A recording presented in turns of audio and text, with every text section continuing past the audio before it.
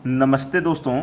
आज मैं आपको गणित के बहुत अच्छे सवाल कराने वाला हूं, तो आप इस वीडियो को पूरा देखना, बिल्कुल भी स्किप मत करना। चलिए स्टार्ट करते हैं। पहला सवाल देखिए, 2 की पावर 20, 2 की पावर 20, 2 की पावर 20, 2 की पावर 20 4 बार लिखा हुआ है। ठीक है, सभी में 2 की पावर 20 है, तो आप क्या करोगे कि 2 की पावर 20 को कॉमन ले लोगे। ले लिया कॉमन, तो फिर देखो यहां से 2 की पावर 20 गया तो एक बचा, प्लस यहां से भी गया तो यहां भी एक बचा, यहां से भी गया तो यहां भी एक बचा, और यहां से भी कॉमन गया तो यहां पे भी एक बचा। ठीक है, 2 की पावर 20, ठीक है, इंटू सबको जोड़ेंगे 1 2 3 4 हो जाएगा ये। ठीक है, ये क्या हो जाएगा 4। अब ये देखो, ये जो 4 हो गया है, इसको हम क्या लिख सकते हैं, ये है हमारा 2 की पावर 20 गुने इस 4 को लिख सकते हैं हम 2 की पावर 2।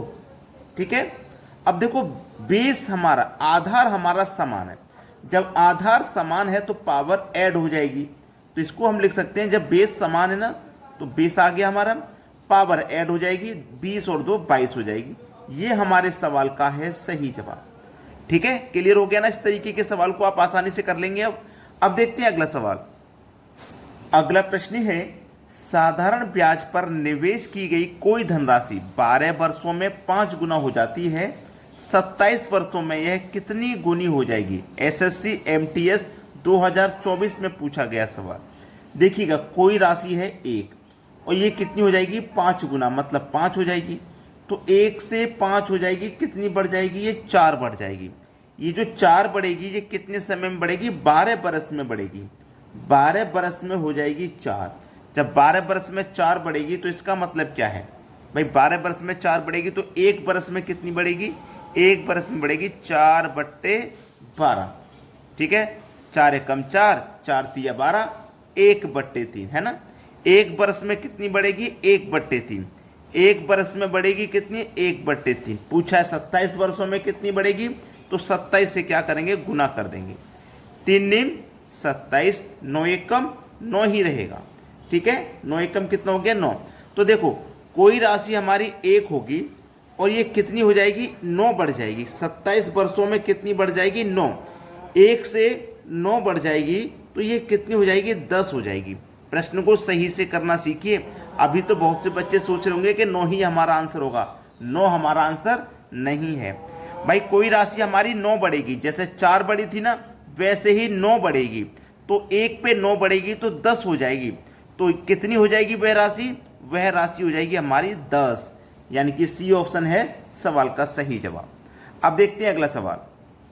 अगला प्रश्न है, यदि A अनुपात B बराबर 11:7 और B अनुपात C बराबर 5:19, तो A B C अनुपात में बताना है। देखो, A अनुपात B अनुपात C ये बताना है। तो A का मान कितना हमारे पास 11 है, तो A का मान लिखिए 11 अनुपात। B का मान है 7, तो 7 लिखिए अनुपात। B का एक और मान है 5, तो B के ही नीचे लिखेंगे B का दूसरा मान। ठीक है, और C का मान है 19, तो C के नीचे लिखेंगे, लेकिन ये दूसरी लाइन चालू हो गई है तो यहाँ लिखेंगे। ठीक है, लिख लिया। अब देखो, एक जगह ये बची खाली और एक जगह ये बची खाली, तो इस खाली जगह में इसके बराबर वाली संख्या लिख दो 7। आप बोलोगे सर बराबर में तो 19 भी था, तो हम जो लिखते हैं ना, ये क्षैतिज वाला तरीका हमारा सही होता है। अगर हम ऐसे लंबवत लेंगे तो ये गलत है। ठीक है, अब यहाँ पे खाली जगह है तो इसके बराबर वाली इस तरीके से 5 आ जाएगी। अब 11 पंजे 55, 7 पंजे 35 और 19 सत्ते 133। अब देखिएगा, 55 35 37, 55 35 133, पहला ऑप्शन हो जाएगा हमारे सवाल का बिल्कुल सही जवाब। सभी को क्लियर है ना। अब देखते हैं अगला प्रश्न। अगला प्रश्न है, √16 का वर्गमूल क्या है। √16 का उसने वर्गमूल पूछा है। तो देखिएगा, √16 तो हमारे पास दिया गया है, √16 तो दिया गया है, इसका वर्गमूल पूछा है तो इसके ऊपर भी वर्गमूल वाला साइन लगाइए। 16 का वर्गमूल नहीं पूछा उसने, उसने √16 का वर्गमूल कहा है। ठीक है, तो चलिए पहले इसको सॉल्व कर लीजिए। अगर मैं 16 का स्क्वायर रूट सॉल्व करूंगा तो 4 आ जाएगा। ये हमारा सॉल्व हो गया। अब इसके ऊपर भी एक वर्गमूल है। अब 4 का वर्गमूल कितना होता है, 2 होता है। तो इस प्रश्न का जो सही जवाब होगा वो 2 होगा। बहुत से बच्चे तो यही सोचते हैं कि भाई 16 का वर्गमूल पूछ रहा है तो 4 सही जवाब हो जाएगा, गलत कर देते हैं। एग्जामिनर तभी तो आपके दिमाग से खेलता है ऐसे ऐसे प्रश्न दे करके। चलिए अब देखते हैं अगला सवाल।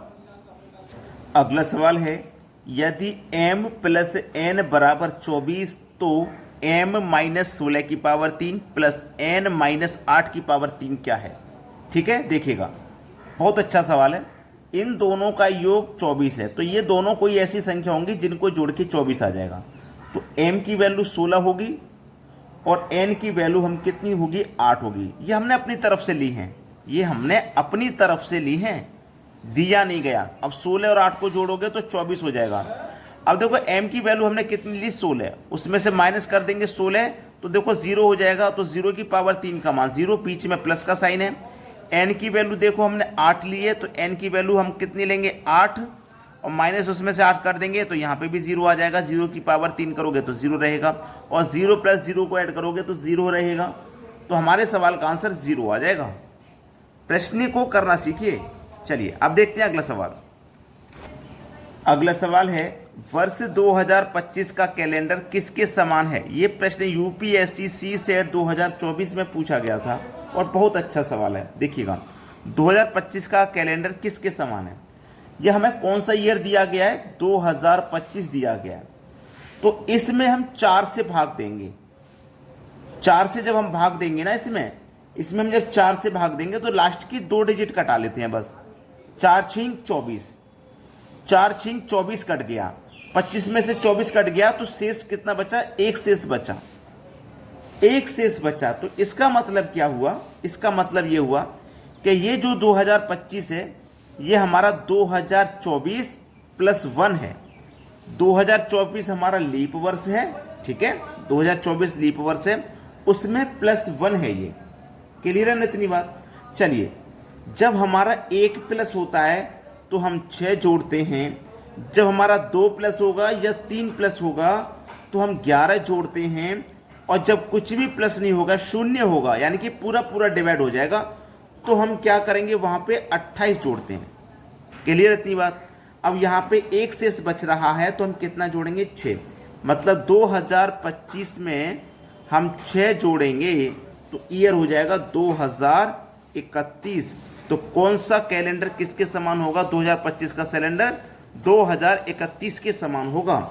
2031 यानी कि सी ऑप्शन है सवाल का बिल्कुल सही जवाब। अभी तक बच्चों ने वीडियो लाइक नहीं किया है तो बच्चों वीडियो को लाइक कर दो और शेयर कर दो। ठीक है दोस्तों, धन्यवाद।